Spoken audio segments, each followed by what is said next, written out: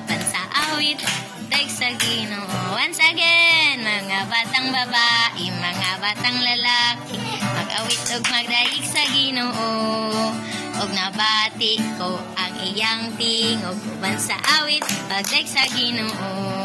Mga kamot, tiil, tuyok dayon tindak, sibog-sibog, kinto-kinto, kiay-kiay, lukso-luksuban sa awit, daig sa Ginoo.